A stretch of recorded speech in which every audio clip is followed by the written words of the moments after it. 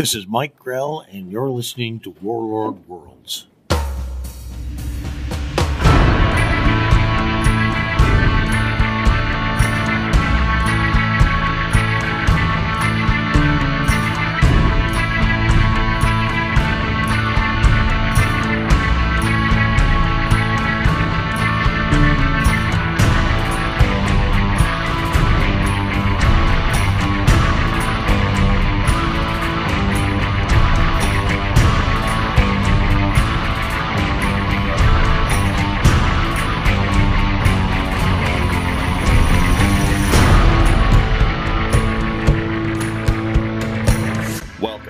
Thank you for listening to Warlord Worlds, a fan podcast devoted to the comic creations of writer and artist Mike Grell, including Warlord, John Sable, and Green Arrow. I'm Darren. And I'm Ruth. This is a fan podcast, and in most episodes we review and discuss several issues of Mike Grell's excellent comics, but we have something special planned for this episode. We were recently at Heroes Con in Charlotte, North Carolina. It's one of our favorite conventions and has remained true to its origins by focusing almost exclusively on comics. The convention has been around for more than 30 years and is organized by the owner of the local Heroes Aren't Hard to Find comic stores in the Charlotte area. The large, cavernous floor of the Charlotte Convention Center was filled with comic artists and writers, from those just starting out up through seasoned professionals. In addition, there were numerous vendors selling comics, figures, posters, toys, and games. Meanwhile, discussion panels were held in the many meeting rooms upstairs, including a panel where the editor of Back Issue magazine interviewed Mike Grell about his career for an upcoming article that will be featured in the magazine. There were lots of amazing costumes, and there was even a separate area focused on cosplay activities, as well as an area with arcade games. I made a point to play Lord of the Rings pinball every day.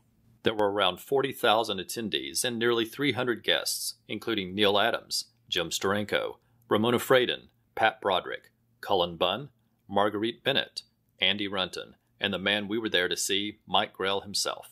As we always say, Mike Grell is a truly nice man who is always friendly and very appreciative of his fans. We saw examples of that all weekend as he sat diligently drawing commissions while chatting with fans. We always encourage everyone to check out his excellent prints and to consider a commission, and we followed our own advice by picking up a couple of new prints he had added since the last time we saw him. Plus, we got 2 original commissions of Torin and Tamara from Starslayer. We'll share them on our Facebook and Twitter pages. So this episode is going to be all about Heroes Con. During the weekend, we met up with several other podcasters and recorded some short segments for the show. The idea for the episode originated with our friends Joe Crawford, Jeff Nettleton, and Brian Mulvey, who all had independently asked that we share our comics origin stories, as well as our Mike Grell origin stories. When we saw that Mike Grell was going to be attending Heroes Con, we decided to save those stories for this episode. And when we learned that several other podcasters would also be attending, we decided to get their Mike Grell origin stories for the episode as well.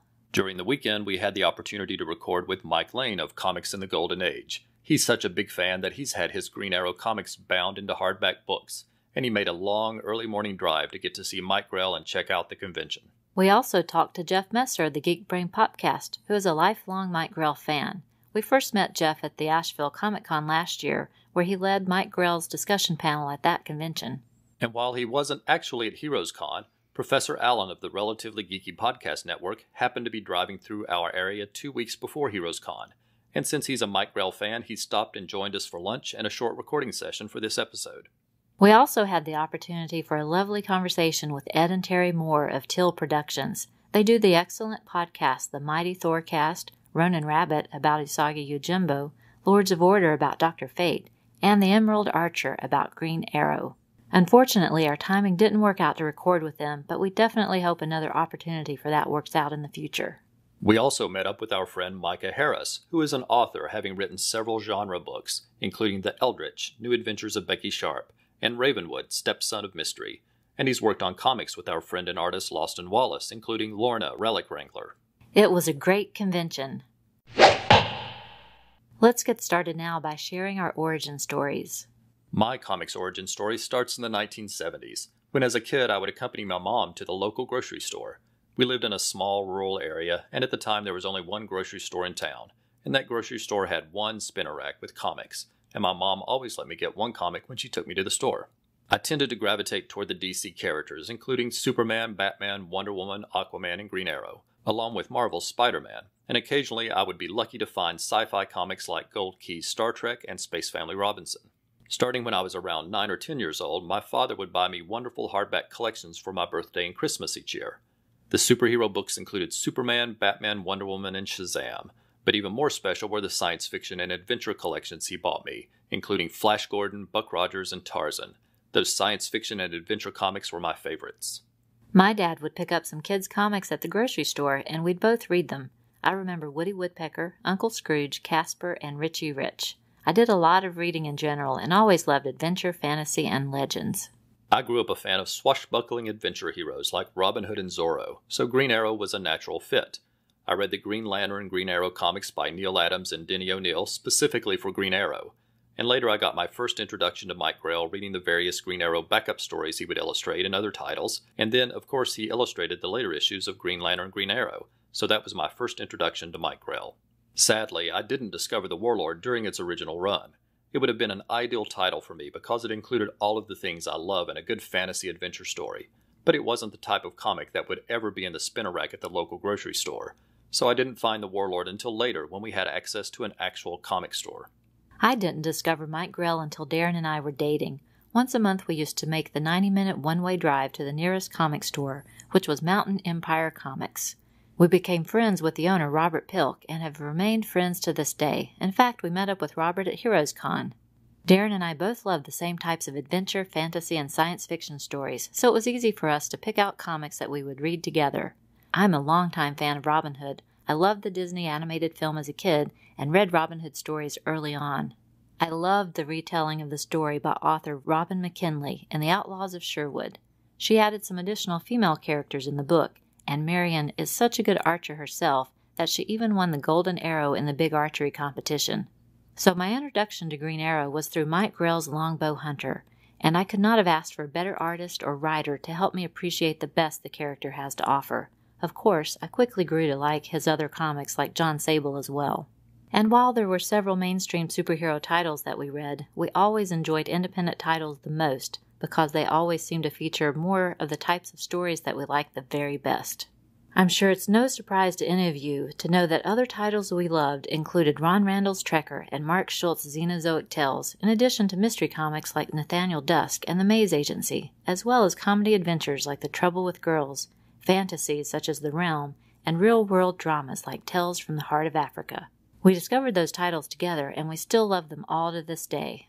We also discovered anime and manga during this time as well, including the works of Rumiko Takahashi, Monkey Punch, Tsukasa Hojo, Kosuke Fujishima, Kenichi Sanada, Haruka Takachiyo, Joji Manabe, Izumi Matsumoto, Masamune Shiro, Leiji Matsumoto, and Hayao Miyazaki. We know that our friends Clinton Robinson, Gene Hendricks, Jarrell Hamilton, and James Lee will be familiar with most of those names. And now let's move on and hear from our many guests this episode. Joining us next from the relatively geeky network of podcasts and blogs to educate us in everything geeky is Professor Alan Middleton. Welcome. Hello, thanks for having me. It's a pleasure. Face to face with the Sutherlands. We've really enjoyed They're our staring me conversation. down. They're staring me down hard right now. That's right. There's two of us against the They're one trying of to you. break me in this interrogation. Well, I'll explain that most of this episode is being recorded at Heroes Con, but while Professor Allen isn't going to be there at Heroes Con, he just happened to be driving through our area a couple of weeks before the con, so we all decided to get together. Wasn't that nice? So far. So, You haven't asked me any of these hard questions yet. well, that's right. These are going to be tough. So we thought of taking him to a local comic shop where he could peruse the quarter bins. But then we thought of something even better, which was taking him to a library where the books are free to read. That's a win-win. So we're talking today about people's comics origin stories and how they discovered Mike Grell. So let's start with the first question. What's your comics origin story? It was probably around the age of 10-ish, where I remember traveling during the summer up to my aunt's house on the lake in upstate New York. There was just that stack of comics in the corner that you would probably didn't seem like it ever changed from summer to summer. But always the little Richie Rich here or an Archie there or a little Lulu. And then also this was in the era, mid-70s, where DC had a lot of the 100-page reprints. Yeah. And I think she must have thought those were a great deal. Yes. So stacks and stacks of DC Superstars and DC Special and various things like that. So that's where it started, that and elementary school friends, just, trading comics back and forth. Nice. I like those 100-page specials. Those were good deals. They were written in the 70s, or more likely the 60s. A lot of them would be reprints. So those 100 pages, they would take a while to read. Yeah. And a lot of you stories. could while away an afternoon with a couple of those. Right. Yeah, a lot of nice one-and-done stories. Mm-hmm. Well, tell us about your first exposure to Mike Grell. This probably would have been the Legion, when he was doing art and occasional covers in the mid-70s. So some of his earliest work for DC. And this was the time where I have to credit my buddy Peter for this, because he was the first person to explain to me that different artists had different art styles.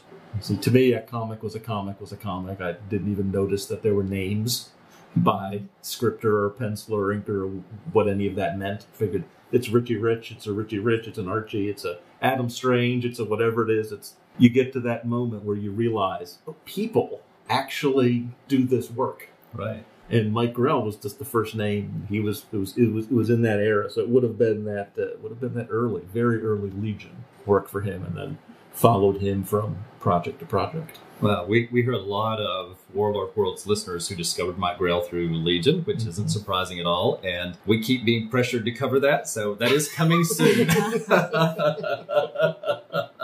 We love it too. We had some other things to cover first, but it's coming soon. Good. I will stop sending those ranting emails demanding. So those are you from all those different email addresses. So tell us a little bit about your favorite Mike Grell character.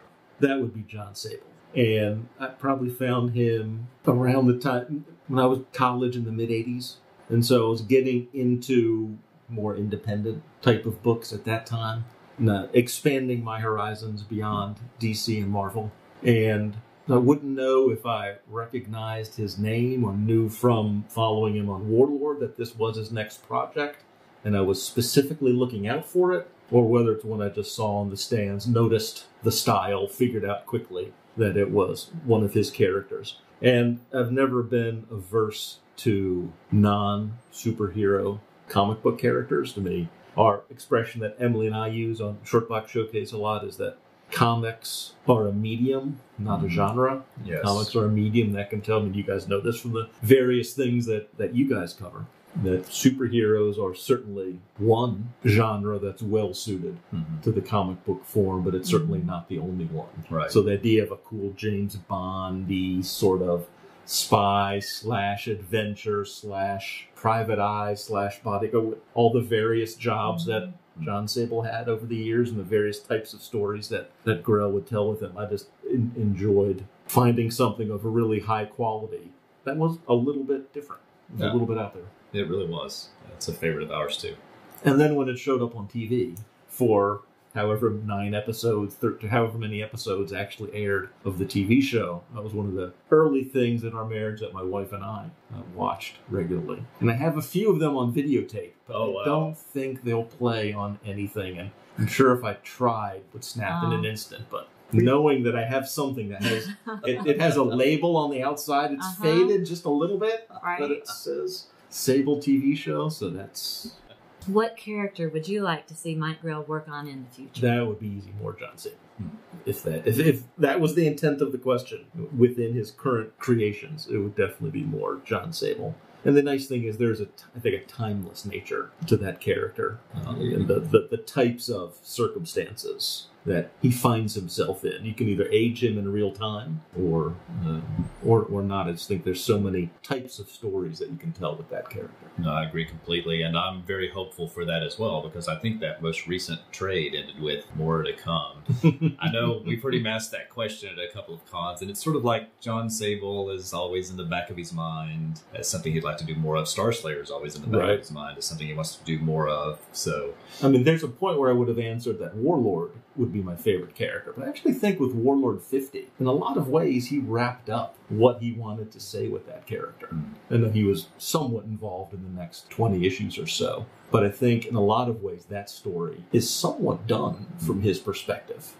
And I think if you grilled him, he might at some point admit to that. But I don't know that John Sable's done. I don't know that that story's done. I agree with you completely, because we don't ever hear him talk about wanting to revive Warlord. And of course, he revisited. There might be Warlord. legal issues too, and rights issues, and all those things could be involved with. And plus, he revisited Warlord just That's in the true. late 2000s. Right, So I think he right. sort So I of think feel he's he done. really Right, wrapped right, it up. right. And we aren't going to give that away for our listeners who will stay with us until we get to that point many years in the future. But I think he's done with Warlord. But I think John Sable, he would do more of it if he could. Starslayer, he would do more if he could. I know Tarzan, he would do more Tarzan. Oh, sure. So this is a non-comics question, but what made you decide to go into podcasting, and what do you like most about it? I think the answer to both of those questions is the same, and that is, it seemed like a really interesting community of people. There seemed to be a real collegiality about most of the podcasts. That first batch of podcasts that I was listening to, people would regularly show up on each other's shows, regularly say nice things about other people's shows, encourage listeners to check out other people's shows. It just seemed like such a really nice community. And with the exception of Shag, almost everyone I found has died. And since Emily twisted my arm and got me into podcasting, it was her idea first. Wow. Okay. Thank you, Emily. I'm glad. I have found that to be the case, that it really is a pretty great community, groups of listeners as well as other podcasters. And so I think that's one of the impulses to get into it, was to attempt to break into this community, and it's certainly been an overwhelmingly positive experience for us. Mm-hmm. That's fantastic. So, before we go, please tell everyone how they can follow you and where they can find your podcasts. Well, our general interest comic book podcast can be found at Relatively Geeky Podcast Network, relativelygeekypodcast.blogspot.com. And that's my daughter Emily and I have a range of comic book shows, and new content shows up every week or 10 days or so. And then we have a little side project that has 5 or 6 episodes out at this point, called Dorkness to Light, dorknesstolight.blogspot.com, where we very specifically look at characters in comics and in other media that have sort of a religious or spiritual bent to them. Well, I know that I can't say enough about podcasts that you do with Emily. They're all fantastic. And the ones that you do by yourself are Okay. passable, yes. Based on the download numbers, everyone agrees with you. I don't believe that at all. But I want to sincerely thank you for taking the time to talk with us today, and I hope you have a good trip. Thank you. This is an imaginary podcast, which may never have happened, The Shortbox Showcase. but then again may have, about a father and daughter. I'm Professor Allen, And I'm Emily.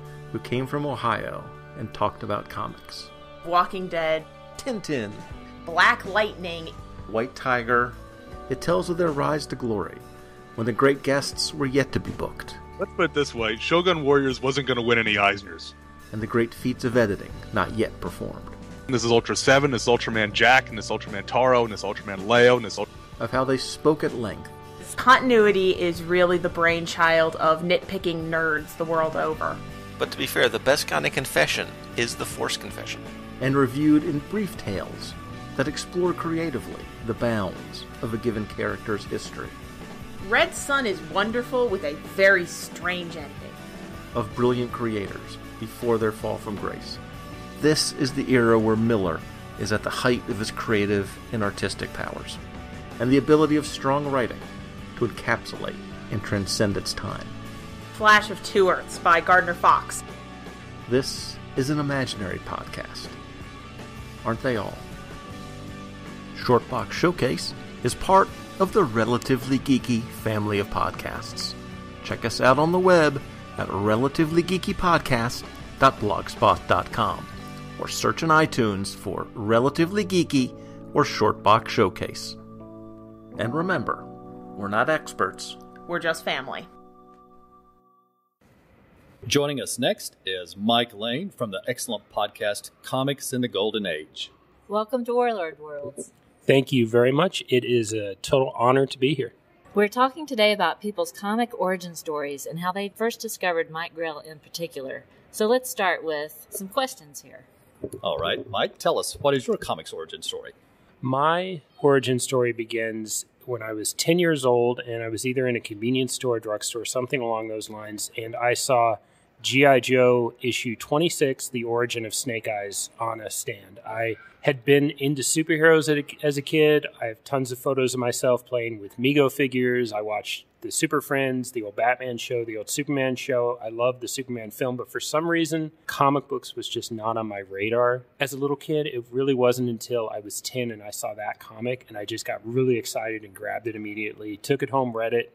I began an immediate search because it was a 2-part story to go out in issue 27. And when I picked up issue 27, I noticed there was Transformers, Conan the Barbarian, Indiana, all these licensed comics of characters I knew from TV shows and films. So I immediately just started. I think I'm someone, when I get into something, I dive into it completely. So within a few months, I was already a diehard collector. And it wasn't long before Marvel, DC, everything, and I never looked back. Oh, that's a fantastic story. A great story. And I remember those Mego figures very well. Well, have you always stayed a fan, or have you drifted in and out of comics? Always a fan. Taste change. I've dropped titles, gone back to them, dropped companies at times, but I've never had a point where I was not buying comic books regularly. Fantastic.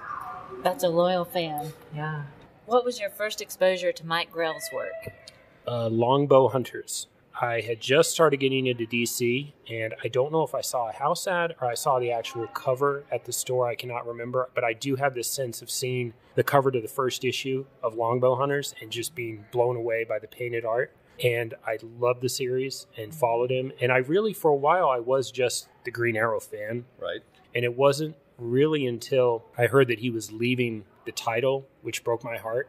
Yeah. But that's when I started going back and looking into his other work. Warlord, started getting John Sable, stuff like that. And since then, I've just always been a fan. And we know he is because he has wonderfully bound copies of all those Green Arrow comics, and you're getting sketches in some of them this weekend, right? Yes, 2 of them are currently sitting at Mike Grell's table right now. Well, Volume 1, I've gotten Green Arrow sketched. Volume 2, I've asked for Black Canary. And Volume 3, which he also has now, I'm going to get Shadow. Oh, fabulous. Oh, we love Shadow too. So I can guess that Green Arrow then is probably your favorite Mike Grell character. But tell us, if he's not first, who would be first, or at least who's second then? This was the toughest question you mentioned because Green Arrow and Warlord, I love them so much. My inclination at first was to go to Warlord because he truly is a Mike Grell character. He created the character. But at the end of the day, I do have to go with Green Arrow. But having said that, an easy second call, Warlord. Absolutely. I can imagine that. Fantastic. What character would you like to see Mike Grell work on more in the future? I hope this isn't a cheating answer. I wouldn't mind seeing him come up with some more new characters, to be honest. I'd like to see something different. Not that I would not be absolutely thrilled for him to return to any of the characters he's done. Right.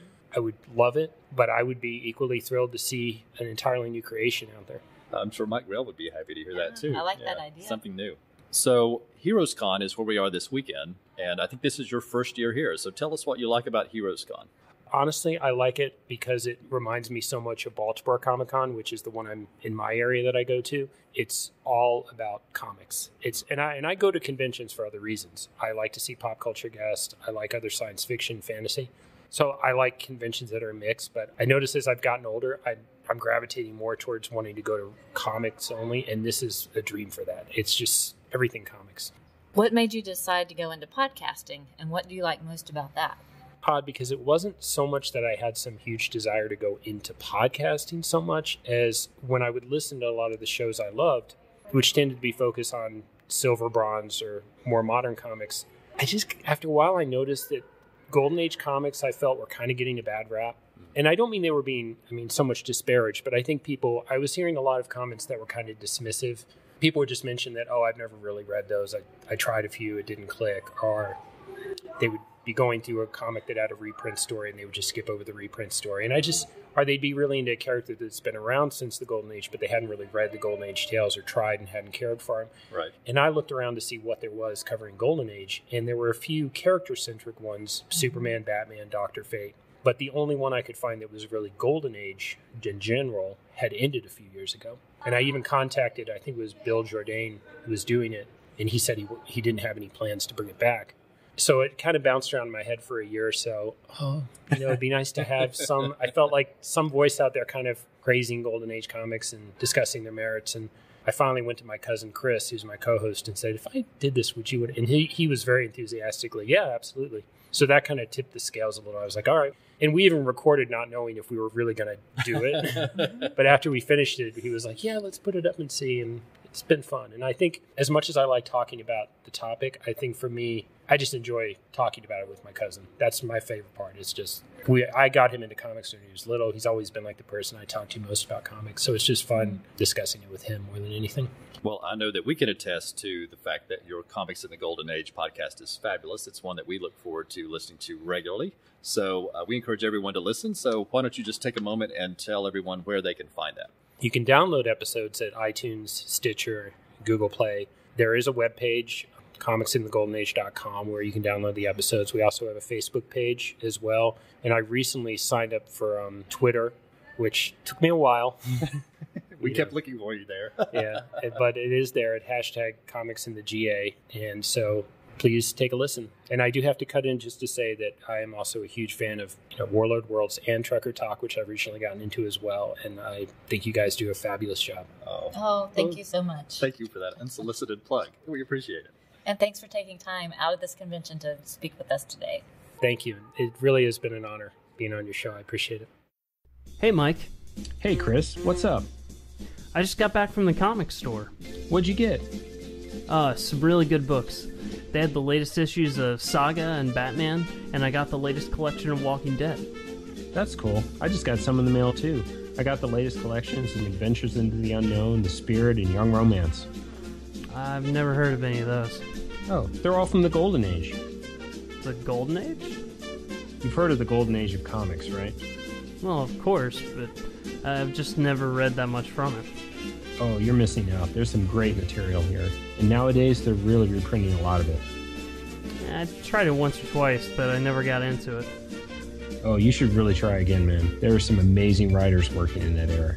Bill Finger, Gardner Fox, Joe Simon, and some of the best artists to ever work in the industry. Jack Kirby, Will Eisner, Joe Kubert. And it wasn't just about the superheroes then. They produced science fiction books, crime, romance, humor, all sorts of genres. Wow, you really love that stuff. You should do a podcast about it. You know, you're right.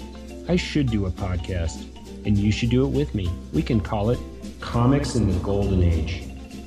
And we could create a website for it, comicsinthegoldenage.com. And we could also publish episodes on iTunes and Stitcher, and make a fan page to follow over on Facebook. Heck, we could even talk about the golden age of the modern age, also known as 90s Image Comics. No. No, Chris. No. So join us for the Comics in the Golden Age podcast, available through iTunes and Stitcher, and visit us on Facebook or at comicsinthegoldenage.com. Joining us next from the excellent Geek Brain Popcast is our friend Jeff Messer. Welcome to Warlord Worlds. Oh, it is my pleasure to be here. Wonderful. Thank you, Jeff. We're talking today about people's comic origin stories and how they discovered Mike Grell in particular. So let's start with, what is your comic origin story? Well, it's actually one and the same for Mike Grell and my comic origin story. Little kid, 5-6 years old, growing up in rural North Carolina. My grandfather randomly brought home a comic book from the corner store one day, and it happened to be Superboy and the Legion of Superheroes number 219, drawn by Mike Grell. Fabulous. That's a great origin story of both things. So have you always stayed a fan of comics, or have you drifted in and out of fandom? I've been a fan for the majority of my life. There was a period in the late 90s through the early 2000s that I got away from it a little bit. I only had one lonely comic book in my pull list at the local shop. But I always tried to maintain my fandom. There's a certain... I owe my creative life to comic books. I owe my inspiration. What made me want to become a storyteller, what made me want to become an entertainer, was being a kid watching... old Batman TV episodes and repeats, reading comic books, and then Star Wars came along in the movie theaters, and it just really captivated me. So, I was a fan from the beginning, and, I earned it outright. I was always a geek. I loved everything, science fiction, anything. I would try anything, even the bad stuff. I always like it when you always say on your show, keep your geek flag flying high. That's right. That's great, too. So I do want to come back, though, to your comics origin with Mike Grell, because you have such a wonderful story related to comics and Mike Grell that we've heard before, but please share that with everyone listening.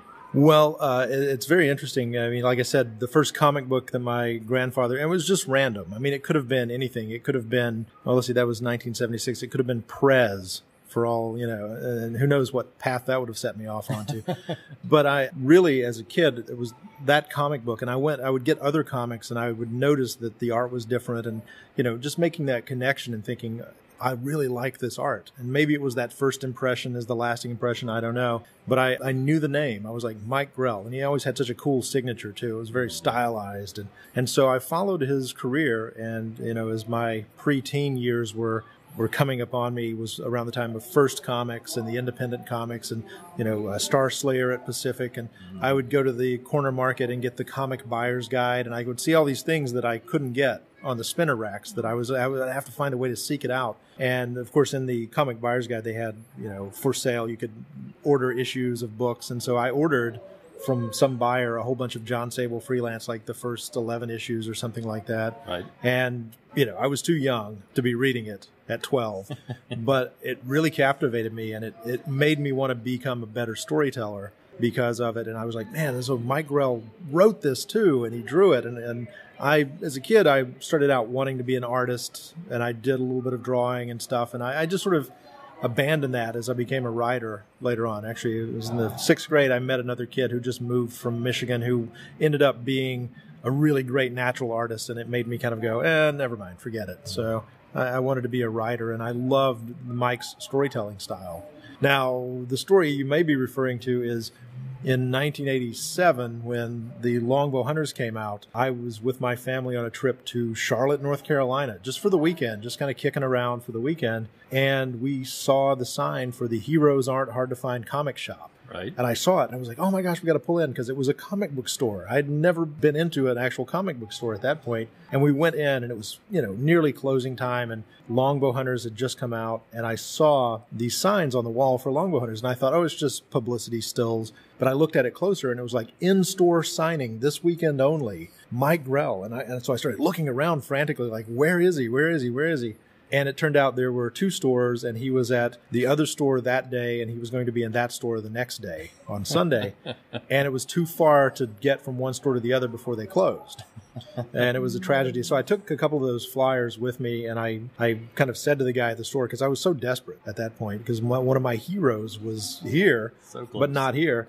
And I said, if I bought a book and left it with you with enough money for postage, could you get him to sign it and send it to me? And this is back in the 80s, right? Before all these cons and all this stuff was going on. And so he did. I picked out a copy of John Sable Freelance #1 instead of Green Arrow, because I went back to the thing that inspired me. Right. And 5 days later or so, I get this package in the mail, and there it was. Wow, Yeah. a treasure. Yeah, I got to, when I met Mike in person at Dragon Con in Atlanta back in 2011, I had 2 copies of that flyer with me, and I took both. I got him to sign one, and then I gave him one and told him that story. So that was the first time I met him, was 20 some odd years after I almost met him. Right. That's such a fabulous story. I'm glad you shared it. We love it. And you actually got to chauffeur Mike around last December at Cherokee and tell him a little bit about that discovery and where you used to buy comics too, right? We did.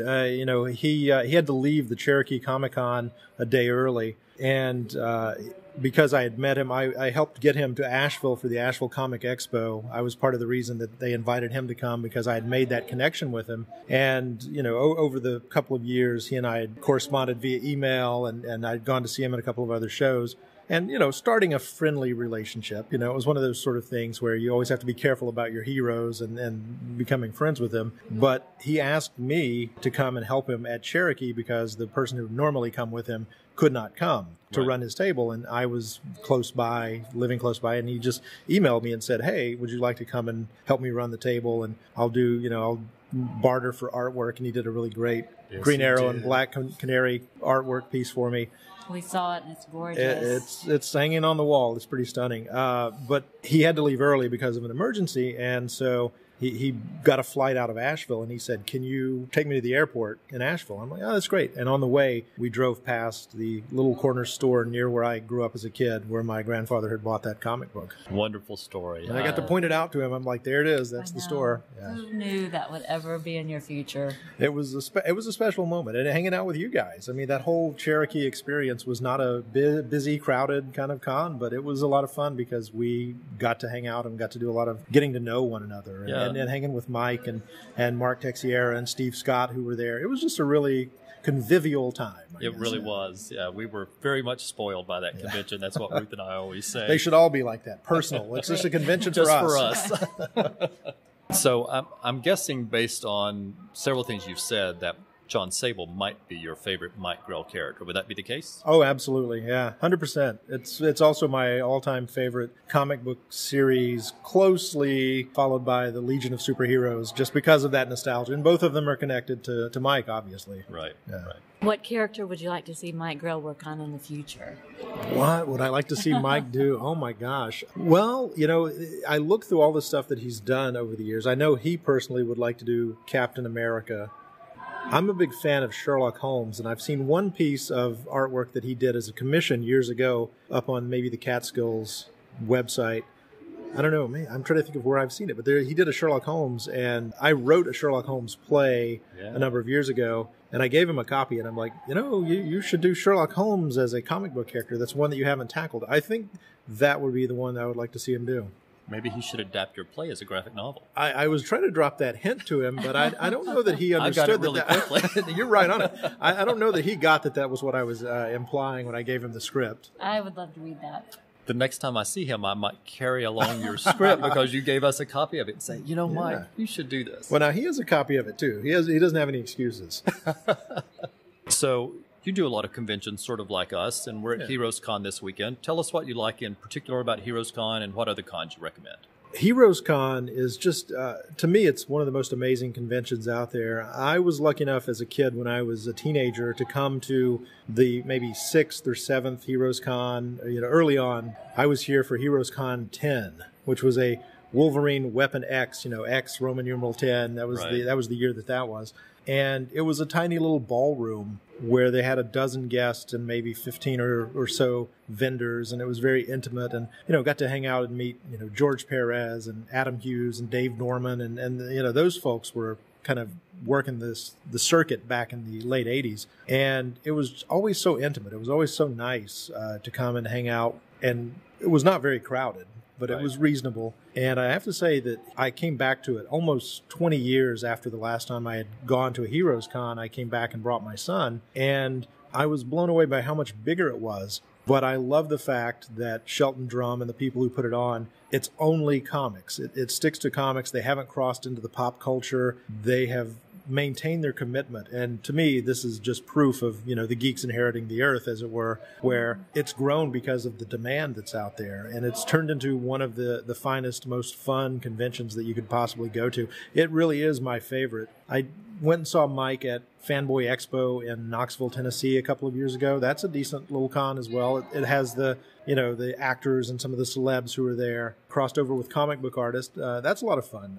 The first time I met Mike was at Dragon Con, though, and I don't know that I've recovered yet, and that was 5 years ago. It's pretty overwhelming, the Dragon Con scene, but you got to do it at least once, I think. I agree. That's a good point.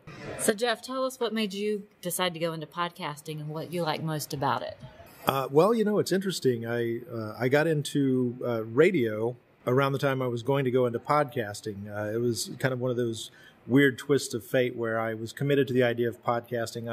I do a lot of theater work and a lot of playwriting, so I wanted to get into voice work. And I had written some scripts, obviously Sherlock Holmes. I also had adapted Robin Hood with a writing partner of mine. And initially, he and I had talked about it from the standpoint of, let's do a Robin Hood podcast, because there isn't one that exists, and we can use our universe as a jumping off point, promote what we're doing, maybe do radio drama adaptations of it, plus do like historical perspectives and do kind of a biographical look at the period and the characters and all of that. So we had talked about that for the better part of a year, and I said, I'm going to get the equipment for Christmas this year. I'm going to do that. It's going to be great.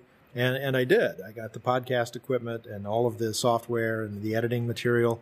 And 3 weeks later, I was approached to take over a radio hosting position for someone who was leaving that recommended me for it. And another couple of weeks later, I was on the air with a full radio studio. And so the podcasting equipment sat in a box for 2 years and never even got opened, because I was like, wow, now I have all this, the bright, shiny toys to play with.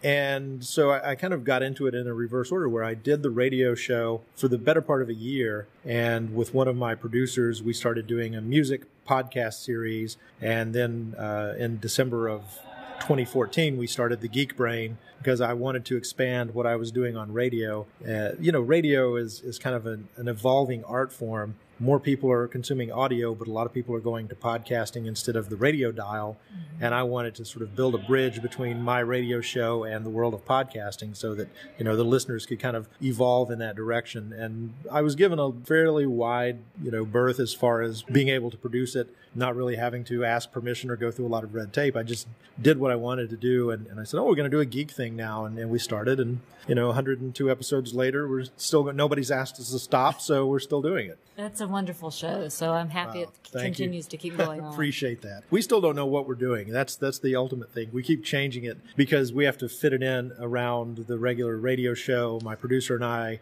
don't often have the same schedules, and so we sort of fit it in when we can, and therefore I play with the format a lot. So before we go, please tell everyone how they can follow you and where they can find that podcast.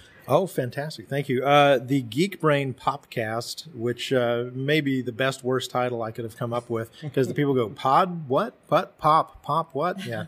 It is the Geek Brain Popcast, because it's pop culture, geek, crossover. There's a page on Facebook. You can follow us on Facebook. That's a good jumping off point. iTunes, it's right there. You can subscribe to it on iTunes, or it now has a home on my radio station page, which is 880therevolution.com, part of the iHeartMedia Radio Network, and it's 880. It's those numbers, therevolution.com, and it has the little link there for podcast. Geek Brain is in there, plus my regular radio show, some political rants that I do, and then the music series podcast as well, with a lot of local musicians, but also a lot of national and international artists have been guests on my Revolutions Per Minute music series. And we highly recommend them, so everybody should check them out, because we love listening to your show every week. Oh, thank you guys so much. And I tell you what, I enjoy listening to what you guys do too. I felt jealous for a moment, I have to say, when you started the Warlord Worlds podcast, because I put myself into this grand arena where I'm covering all the breadth of geekdom.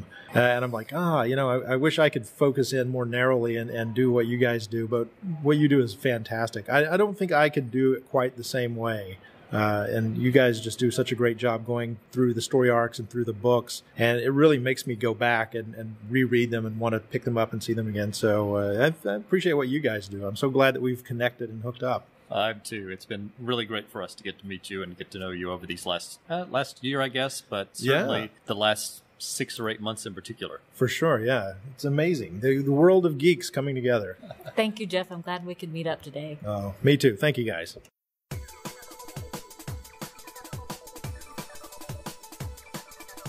Hey, folks, and welcome to the Geek Brain Popcast. I am Jeff Messer. I am your host for all things geek each and every week.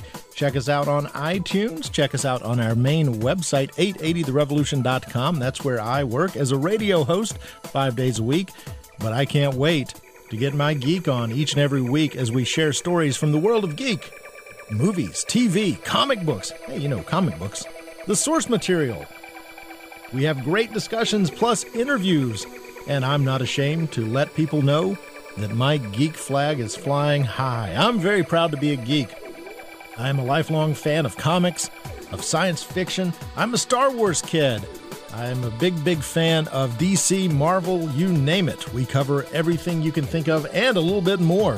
From The Walking Dead to Star Wars to Star Trek, Doctor Who, comic books, DC, Marvel, Batman, Superman, Iron Man, you name it, we cover it. And if you have any suggestions, please send them our way. Check us out on Facebook, the Geek Brain Popcast.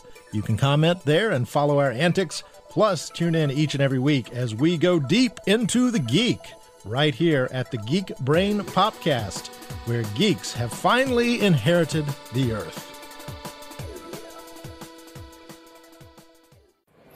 We have a very special guest joining us today. He is the man responsible for everything we talk about on Warlord Worlds.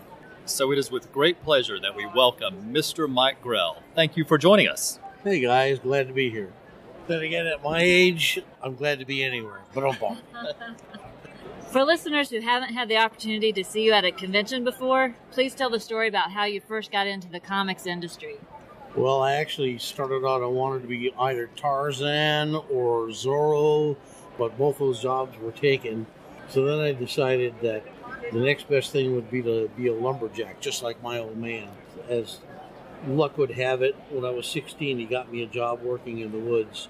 And as soon as I found out how hard that old boy had been working all his life, I figured there's got to be an easier way to make a living. So then I decided being an architect would be just the thing, except you have to do math. And arithmetic was never a good subject for me in school. So then I decided on commercial art because it has the word commercial in it, which means you get paid while you're still alive. And you don't have to wait until you're dead for 100 years to collect your cash. And it has the word art, which means that you're not really working for a living because, hey, you're an artist, right? So I was going to school and had figured that I would switch to a private art school where I could actually learn something. And before I could do that, I got caught up in the draft, and I picked the 4-year stint in the Air Force where I became an illustrator and did a lot of different kinds of interesting graphic arts projects while I was in the Air Force, including drawing maps for the B-52 bombers who were supposed to be able to find their way over to Russia and bomb places like Moscow and stuff like that. Needless to say, all of that's gone by the wayside, thank God. While I was in basic training, I met a guy by the name of Bailey Phelps who told me in no uncertain terms that I should forget about this commercial art stuff and be a cartoonist instead. And I said, why? And he said, well, cartoonists only work 2 or 3 days a week and they make $1 million a year. So here I am after 43 years. Somebody owes me $42.5 million and a hell of a lot of vacation time. It's, as far as getting into comics goes, that was a stroke of luck all the way around. I was in New York for the 1973 Comic Con, and I was trying to sell a comic strip called Savage Empire. And nobody was buying action-adventure strips at all. Couldn't even get an appointment to talk to any of the editors. So I did show my portfolio to a couple of guys from DC Comics. Turned out to be Irv Novick and Alan Ashman. Irv was doing the Batman comic at the time, and Alan was Joe Kubert's assistant, and they both encouraged me. Irv told me in no uncertain terms to get my carcass up to Julie Schwartz's office and show him my portfolio, which I did. And Julie called Joe Orlando in, and I made my pitch, and Joe and Julie looked over the portfolio, and I walked out a half an hour later with my first script. And that's how you get to be a cartoonist. And that was an Aquaman script, was that right? It was As the Undersea City Sleeps, which was written by Steve Skates, who was heavily into alliteration and the letter S. That's a fantastic story. Now, from there, the Savage Empire that you were just talking about led to the Warlord. So tell us a little bit about that. Well, while I was at the Comic-Con in New York, Saul Harrison was there reviewing portfolios for DC Comics. And I had nothing better to do with my portfolio than to leave it with him. I left him a copy of Savage Empire, which contained half a dozen Sunday strips, a couple of weeks' worth of dailies, and synopsis of the entire storyline. And then I went away and pretty much forgot about that altogether until, this was a couple of years later, the word came down by the grapevine in the Jungle Drums that Atlas Comics was firing up and they were going to be offering $100 a page, which was way more than DC was paying at the time, plus creator ownership of the properties. And that really rang my chimes. So took the portfolio over to Atlas and talked to Jeff Rovin, who was the editor at the time, and he looked it over, liked it, and said, "This is great. We want to do it." And I said, "Fine, but I've got commitments at DC. I need for you to hold off on announcing until I get 2 issues finished. I want 2 issues completed in the can before you announce to anybody." And he said, "Oh, sure, no problem at all." Well, I walked 20 minutes across town to DC's office, and Carmine Infantino was waiting for me in the lobby. Yeah, Jeff Robin had picked up the phone as soon as I walked out the door to brag to Carmine that he had me sewed up. And Carmine, who was a little irritated, so Carmine said, why didn't you bring it to us?" And I said, "Well, you guys haven't had a real good track record with sword and sorcery. And besides, here's Atlas, and they're offering creator ownership, $100 a page." And Carmine said, "Well, I couldn't give you creator ownership, but I could give you top rate, which was, I think, $67.50 a page, and guarantee of a 1-year run." Well, that was actually pretty good. I mean, I thought about the general situation, and Atlas was very much a crapshoot, and as luck would have it, they reneged on every one of their promises. The first guys who did the first books, yes, they did get $100 a page, but 3 months or so into the run, they were all fired and replaced by guys who would work for $30 or $40 a page. And none of those creators wound up owning their own material. Atlas wound up holding the copyright on every single one of the properties. So at any rate, I walked into Carmine's office, followed him in, and his phone was ringing. And at that moment, my brain just kicked in and said, if he buys this thing, you're going to lose it. So while he was talking on the phone for about 2 or 3 minutes, I basically jettisoned the concept of Savage Empire, which was an archaeologist who gets transported back through time to Atlantis, and replaced it with a story of an SR-71 spy pilot whose plane is damaged while on a mission over Russia, and as he's trying to make his way home over the North Pole, the plane falls into the opening at the top of the world, winds up at the land at the center of the earth. And I pulled the name of the world from a story by Jules Verne, The Journey to the Center of the Earth, which was one of my favorite books as a kid. I had read it probably 8 times in school, saw the movie maybe 15 or so times. So it was a subject that I really loved. And I had just finished reading a book called The Hollow Earth. And it talked about all the various theories about Hollow Earth and how far back in history it had gone. So I was pulling things from everywhere. And I threw in a little of this, a little of that. He asked, what's the name of the world? I said Skartaris, which was the name of the mountain peak from Journey to the Center of the Earth that points the way down into the volcano, the special passage that leads them to the correct channel to the center of the Earth. And the other one was the capital city. It's called Shambhala, which I took from Three Dog Night. But that also has the same relationship to the Hollow Earth, because Shambhala is the Tibetan city of gold, which is supposed to be buried in the mountains somewhere in Tibet. So with all of that, I managed to speak with enough authority that Carmine said, pitch Joe Orlando, and if he likes it, I'll buy it and we'll give you a year guarantee. The only thing that Joe asked that I couldn't answer off the top of my head, because I was making this stuff up as I went along, he said, so what's this guy's name? I went, Morgan, yeah. And he goes, Morgan what? I said, Morgan the Raider, like Henry Morgan the pirate. And he goes, so what's his first name? I went, Henry, just like the pirate. And Joe said, nah, I can't do that. Well, I was a little upset. Why can't I? And he said, well, 2 actors using that name right now, Henry Morgan and Harry Morgan. So I reached back into my hat or wherever I was pulling stuff out of at the moment, and my brother had just had a baby boy that he named Travis. And so I told him it's going to be Travis Morgan. And Joe said, Travis? I went, yeah, like at the Alamo? I went, oh yeah, that could work. Good heroic name, right? What did I know? What did he know?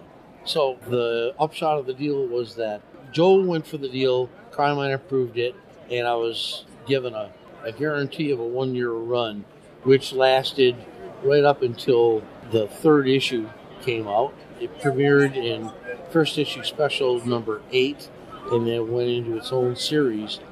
But when issue number 3 came out, I was looking at the lettered pages, just doing a proofread to make sure everything was correct. And at the end of the story, I turned the page and it says "The End." I said, Joe, this isn't right. It's supposed to say next issue and then have the title of the next issue. And Joe said, I got to tell you, Carmine canceled the book. I went, he can't do that. He promised me a year run. And Joe said, well, he lied. He does that. And so there I was with a canceled title. But fortunately, about 3 weeks later, Jeanette Kahn walked through the door and canceled Carmine Infantino. And she was a very astute cookie. She studied the whole lineup of DC Comics, read every comic that came out for at least 6 months before she took over the company. And first thing she did was check the publishing schedule and looked it over and said, where's the Warlord? And turns out it had been her favorite title. So they told her Carmine canceled it, and she said, Carmine's not here anymore, put it back. Oh, fantastic. So that's how it wound up back on the publishing schedule at DC. Amazing. You grew up as a fan of some classic adventure heroes like Robin Hood and Zorro, which are favorites of mine. How did those stories influence the type of stories and characters that you developed for your comics? Oh boy, I think almost everything that I've written has been formed by something that I experienced either in my life or my youth. I loved the Tarzan books, the Zorro books, the TV series, Robin Hood. I shot bows and arrows from the time I was a little kid, and we used to make our own bows out of any stick that we could find that would bend in any piece of string. And I would run around with a batch of arrows stuck down the back of my shirt and shoot at cardboard boxes and everything else. I even stood up against the wall of the old barn and let my brother shoot arrows around me. Oh my gosh. I was about 17 years old before it dawned on me that they might not be missing on purpose.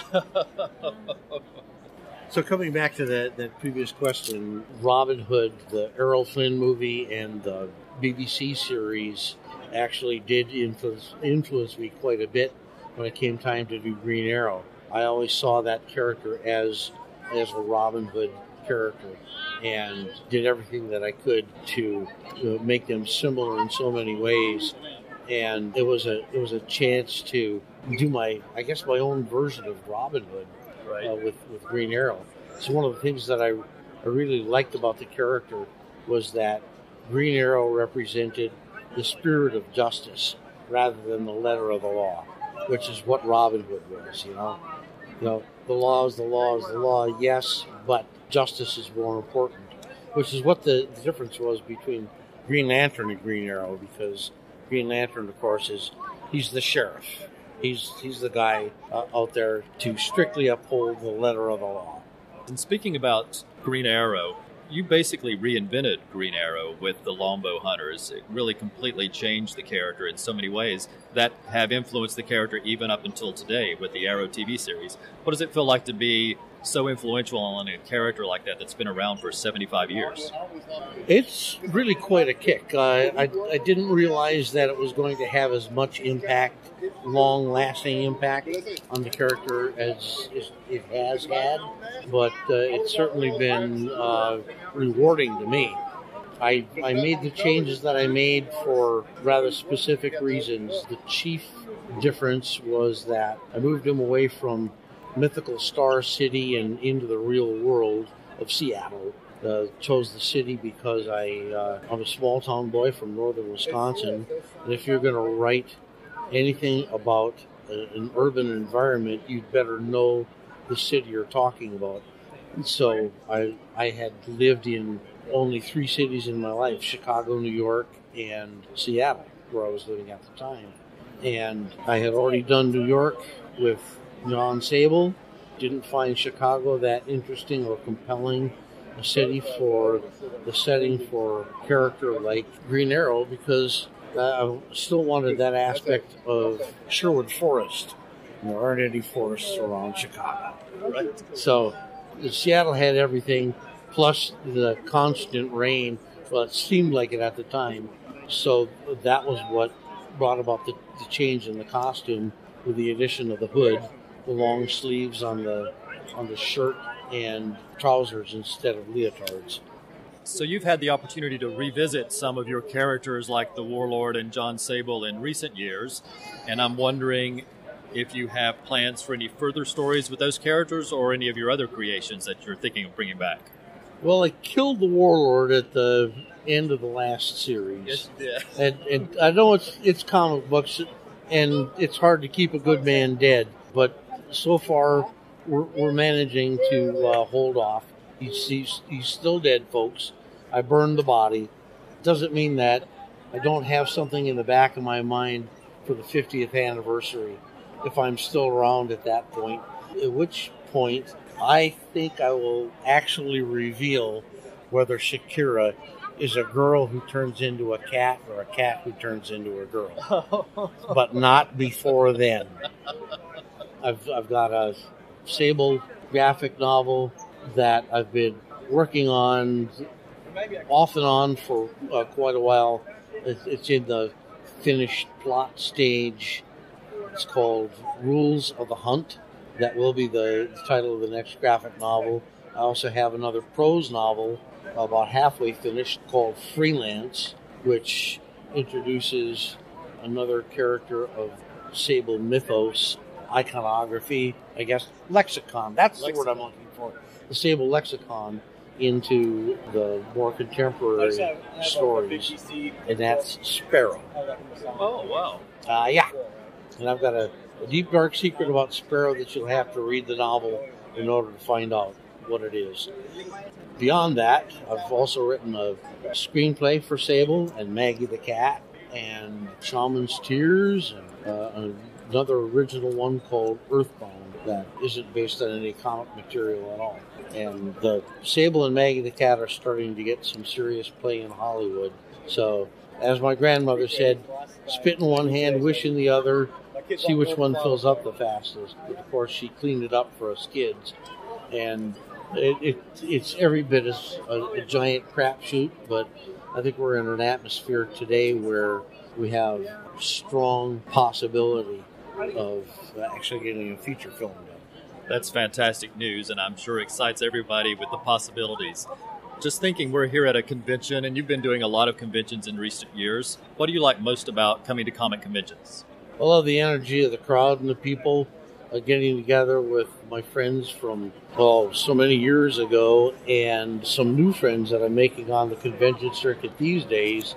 The new generation of artists are pretty incredible, and I find myself inspired and really jacked up after I come back from the show. Exhausting, yes, but I don't think I've ever gone to a show where I've had a chance to sit with other artists that I didn't come back inspired in some way to do better at what I do. A few years back, I sat and talked to Billy Tucci when he was doing the Sergeant Rock book, and his art was so great. It was reproduced from the pencils, and I came back to the studio, and every time I would start to do a drawing and get to that point where it's becoming tiresome, you start looking for shortcuts. I find my brain going, yeah, but Billy wouldn't take a shortcut, would he? So here I am, after all these years, learning from a kid half my age. Here's a fun question before we wrap up. Like us, you're fans of the James Bond film On Her Majesty's Secret Service. What are some of the things you like most about that movie? Oh my God, just about everything. I think that if they had cast Sean Connery in that movie, it would be regarded today as the ultimate James Bond. The action, John Glenn, I think, directed it. He had been the action director leading up to that, and that was his shot to actually direct the entire thing. And it had all the elements, plus Diana Rigg, who was, of course, Emma Peel from the Avengers, and every young guy who laid eyes on her, I'm sure, had the same reaction that I did. Plus, she's a really terrific actress. The romance with James Bond, the way they set it up, it was very faithful to the book, where she's the first woman who makes him think about giving up the life. Right. And then, of course, it all ends tragically. But if Sean Connery had been in that role, it would be regarded today as the very best. And it's not to say that George Lazenby did a bad job. I think he did a terrific job of filling some really sizable shoes. But for my money, it has all the elements of the classic James Bond stories, plus the romance. Bond was all about sex, but the romance was missing. And once you got the romance in there, everything just clicked together. Plus Louis Armstrong. That's right, yes, with the theme. We have all the time in the world just for love. Oh, fabulous.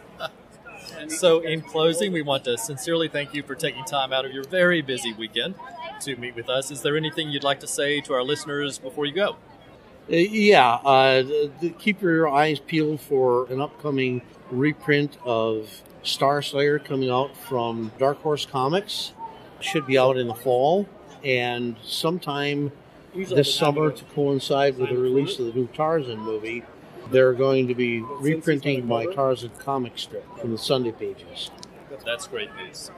Well, just want to thank you again for taking time to talk with us today. Really enjoyed it. My pleasure, guys. Anytime.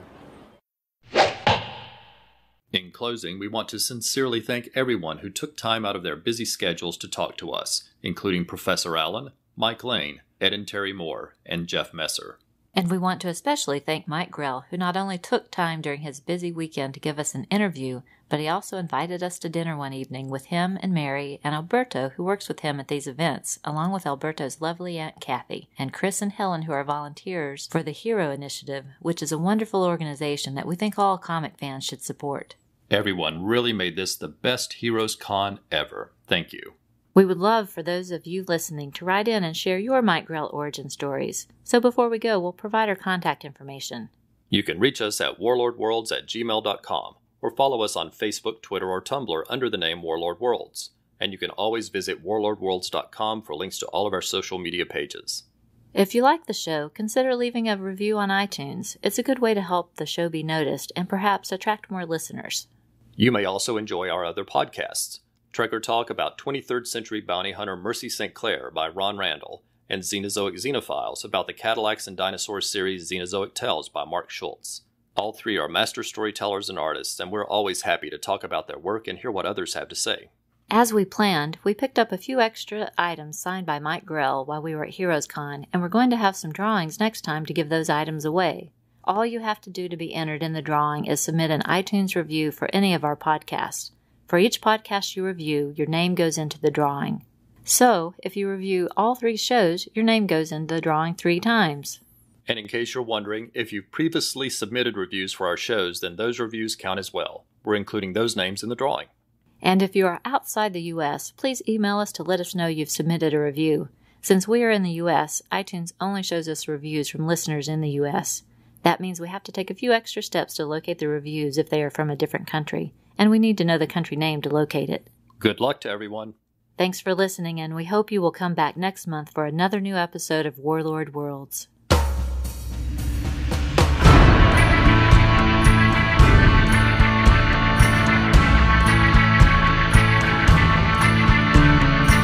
Warlord Worlds is a proud member of the Comics Podcast Network at comicspodcast.com. We are not affiliated with DC Comics or Mike Grell. The views expressed on the show are solely ours. Music is taken from the album Royalty-Free Instrumental Music for Movies and Websites. We make no money from this podcast, and no copyright infringement is intended.